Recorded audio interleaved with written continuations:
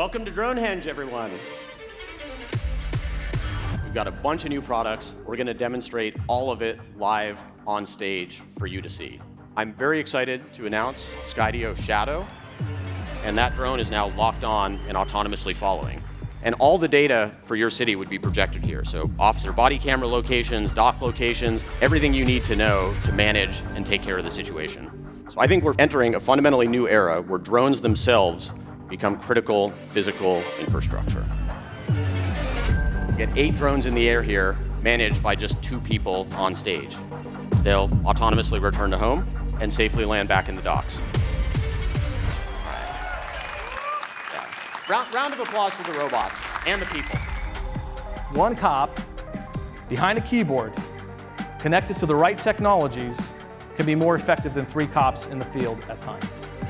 Send a drone in the sky, have eyes on the scene, and give you more situational awareness faster. The outcome will be safer communities and more lives saved.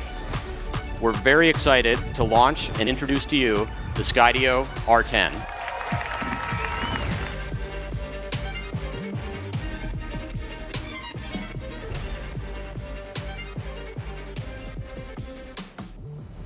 We thought we'd do some live critical infrastructure inspection for you.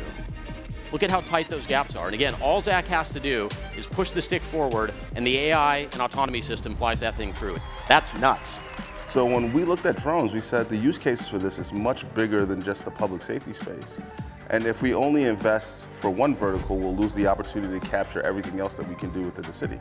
So right now, I'm supervising multiple simultaneous drone operations all over the country. This drone is autonomously inspecting a solar plant, and we've got thermal imaging enabled, and we can immediately identify potential issues like overheating panels, cell level defects, or strings out. You've basically got your assets at your fingertips. You just say what you want to look at, how you want to look at it. We automatically plan and execute the mission. We zoom out a little bit. Many of our customers cover even larger areas. We need something that's got a faster top speed, it's got longer endurance, longer range. We need a wing.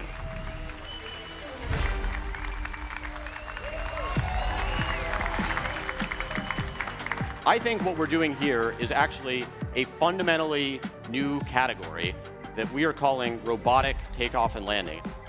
It's now flying its mission. The big question, we use the robotic arm to launch it. How are we going to land it? How about that? As a questionably wise man once said, "F it, we'll do it live." And now we've got a whole family of autonomous flying robots. I can't wait to see what you do with them. Thank you, everybody.